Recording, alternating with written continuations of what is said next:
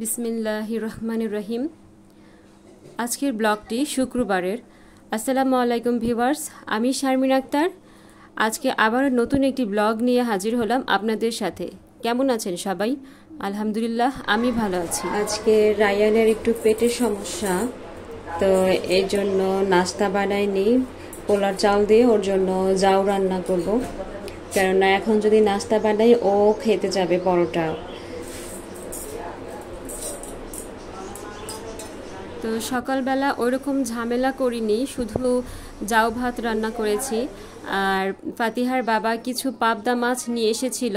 আমরা যদিও পাবদা মাছ যে কোনো মাছ 15 দিনের জন্য কিনে রাখি, কিন্তু ওর সামনে হয়তোবা পড়েছে কয়েকটা পাবদা মাছ, ও খুব পছন্দ করে, এই জন্য নিয়ে আসছে।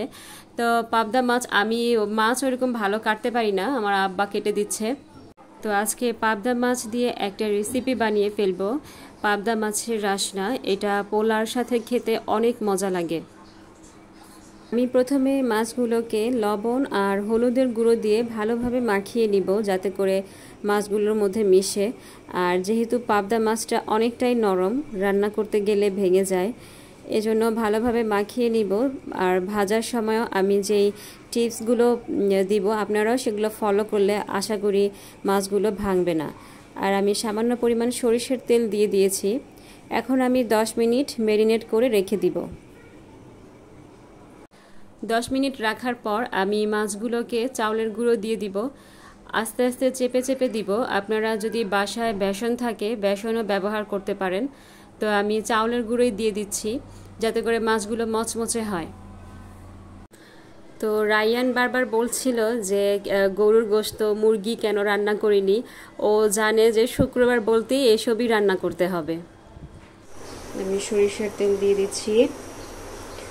এখন তেলটা গরম হয়ে আসলে, যাতে করে মাছটা না লেগে যায়, এই জন্য আমি তেলের মধ্যে একটু লবণ দিয়ে দিচ্ছি, বা হলুদের গুঁড়াও দিতে পারেন।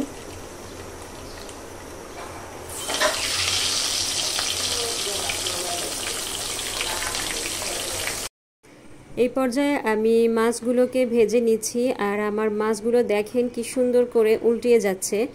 পাবদা মাছ সচরাচর মানে লেগে যায় কড়াইতে, আমার একটা মাছও লাগেনি, মাশাল্লাহ।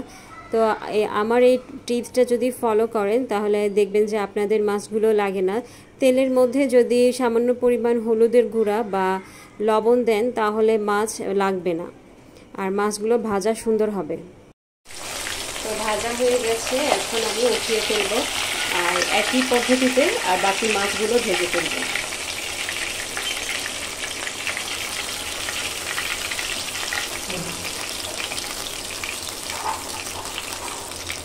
শুকনো মরিচ ভেজে নিচ্ছি আর কালো জিরা দিয়ে দিচ্ছি।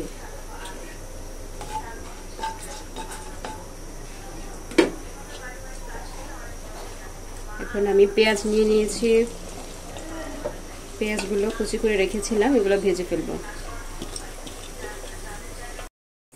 তো একটু লাল লাল হয়ে আসলে আমি মশলা দিয়ে দিব। তার আগে পরিমাণ মতো লবণ দিয়ে দিচ্ছি। এখন আমি আদা বাটা আর রসুন বাটা দিয়ে দিব। আর ভালো করে কষিয়ে নিতে হবে, তা না হলে কাঁচা গন্ধ আসবে।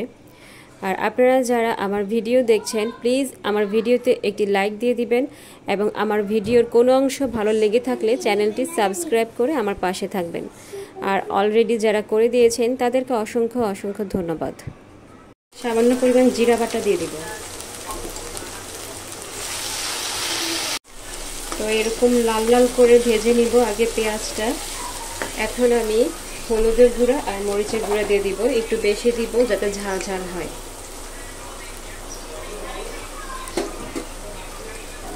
আবারও কষিয়ে নিব।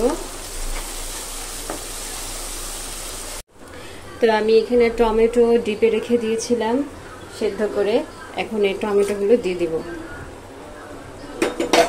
টমেটোগুলো পেঁয়াজ মশলার সাথে মিশিয়ে ফেলব। তো দেখেন কি সুন্দর একটা কালার চলে আসছে টমেটো, তারপরে মশলাগুলো। এখন আমি পানি দিয়ে দেব, সামান্য পরিমাণ পানি দিব, খুব বেশি পানি দেওয়ার প্রয়োজন নাই। ঝোলটা পড়ে গেছে ওদিক দিয়ে। এখন আমি একটা একটা করে মাছ দিয়ে দিব। আমার মাছগুলো অনেক সুন্দর রয়েছে, যেভাবে ভেজেছি আপনারাও সেভাবে ভাজবেন, তাহলে দেখবেন যে একটা মাছও ভাঙবে না। সামান্য একটু মিশিয়ে দিবেন ঝোলের সাথে, খুব বেশি নাড়াচাড়া করার প্রয়োজন হবে না। তো এই পর্যায়ে কয়েকটি কাঁচামরিচ দিয়ে দিব, 5 থেকে 6টি, যাতে করে ঝাল ঝাল হয়। এই পাবদা মাছের রসনাটা একটু ঝাল ঝাল হলে ভালো লাগে, আর যদি পোলাওর সাথে খাওয়া হয় তাহলে আরো ভালো লাগে। তো আমার রান্না শেষ, আর আমি বেশি নাড়াবো না, এখন শুধু এইভাবে একটু নাড়াইয়ে নিব। আর ঝোলটা টানানোর প্রয়োজন নাই, একটু একটু ঝোল লাগেই। বিসমিল্লাহির রহমানির রহিম। তো আমার পাবদা মাছের ঝোলটা দিয়েই প্রায় অর্ধেক প্লেট ভাত খেয়ে ফেলতে পারবেন আপনারা, এতটাই টেস্ট হয়েছে। এটাকে পাবদা মাছের রাসনা বলা হয়। তো ফাতিহার বাবা আজকে খেয়ে অফিসে যাবে, আমাদের যেহেতু শুক্রবারে গোশ রান্না করিনি। তো আজকে এই পর্যন্তই। আল্লাহ হাফেজ, আসসালামু আলাইকুম।